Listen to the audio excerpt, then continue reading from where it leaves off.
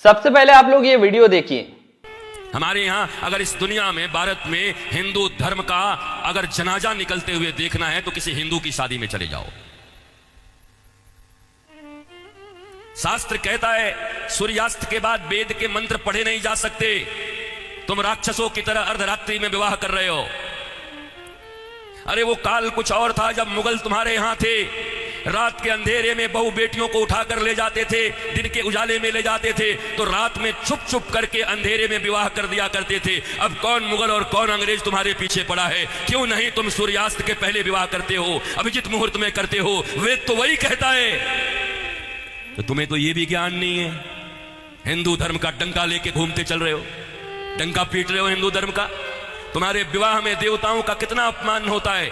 अरे विवाह में दो प्रकार के कार्ड बनाओ। विवाह एक संस्कार है, विवाह एक यज्ञ है। अरे भैया खाने पीने खिलाने वाले के लिए एक दिन रिसेप्शन जो करते हो कर दिया करना, पर विवाह में बड़े लिमिटेड लोगों को बुलाया करो। अपने अपने परिवार, वो भी जो सनातन संस्कृति को मानते हैं, पवित्र रहते हैं। विवाह संस्कार में देवता आते हैं तुम्हारे द्वारा किए गए यज्ञ के भाग को लेने के लिए। अरे नाक पोंछते हुए, कान खुजाते हुए, पता नहीं क्या क्या करते हुए अगर तुम किसी को भोजन दो तो तुम्हारा बच्चा भोजन नहीं करता।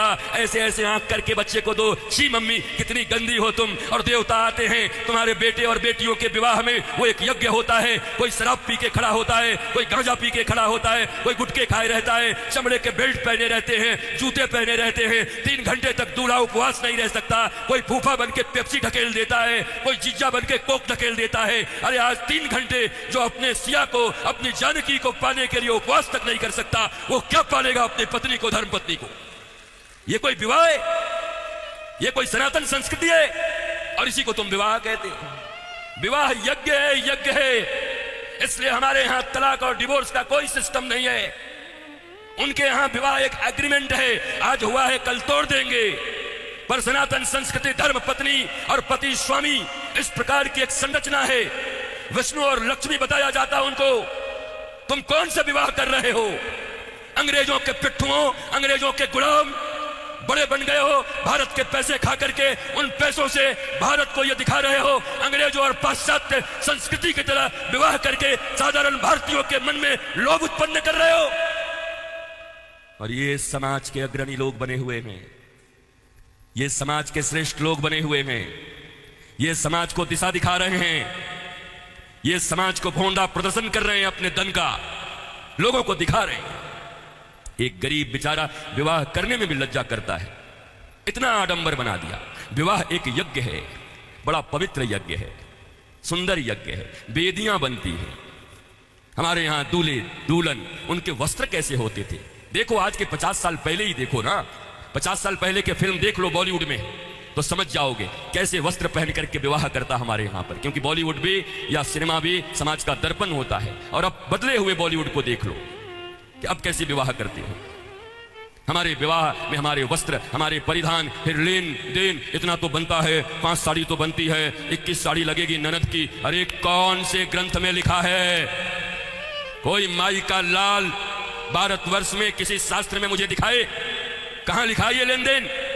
तुम्हारी बुढ़िया पुराण में होगा। लोभियों के बनाए गए कानून, लोभियों के बनाए गए नियम। अरे जरा सोचो, एक बच्ची, एक बेटी अपना नाम, अपना गोत्र छोड़कर आती, अपना टाइटल छोड़ करके आती, अपने घर परिवार, माता पिता भाई बहन सखी सहेली छोड़कर आती, और तुम्हारे वंश को बढ़ाने के लिए तुम्हारे घर में आती है। उसको भी टीवी, फ्रिज और कार के लिए मिट्टी तेल और पेट्रोल से जला देते हो। तुम्हें शर्म नहीं आती? भारतवर्ष में जन्म लेकर बैठे हो। तुम्हारी बाजुओं और भुजाओं में अगर शक्ति है तो अपने पैसे से कार खरीद लो, अपने पैसे से फ्रिज खरीद लो। क्योंकि छोटी छोटी बच्चियों के पिता तो बचपन से उसके लिए खिलौना खरीदते रहते हैं। जब छोटी रहती है 5 रुपए का, थोड़ी बड़ी हो जाती है थोड़ा और बड़ा, थोड़ी बड़ी हो गई साइकिल खरीद लिया, थोड़ी बड़ी हो गई स्कूटी खरीद दिया, और बड़ी हो गई अच्छे घर के हैं कार खरीद दिया 5 लाख का, और एक दिन फिर जा करके 5 करोड़ में एक गुड्डा खरीद के लाके दे दिया। तो खरीदे हुए सामान की जो इज्जत होती है वही दूल्हे की भी इज्जत होती है।